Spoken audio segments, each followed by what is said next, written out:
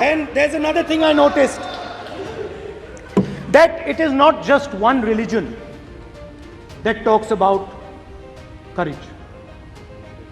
In fact, all our religions talk about courage. So, here is the religion of Islam.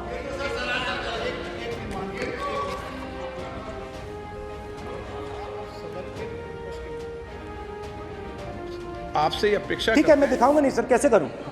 मैं समझाना चाहता हूं, वो समझा नहीं पा रहा हूं मैं। समझदार हैं यहाँ पर, सब चुनकर आते हैं, सर, जनता बात ने नहीं बन सबको रही। चुनकर भेजा है, मजा नहीं आ रहा है। जनता ने सबको चुनकर भेजा। आप एड्रेस करें, जनता अब ने सबको कांग्रेस चुनकर पार्टी ने शिव जी की फोटो दिखा दी है, गुस्सा हो गए।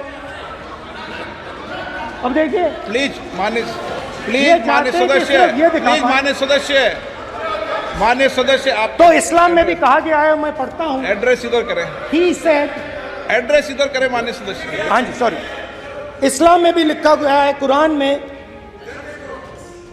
The prophet peace be upon him said, he God said, have no fear, I am with you hearing and seeing. मतलब इस्लाम में भी कहा गया है कि डरना नहीं है।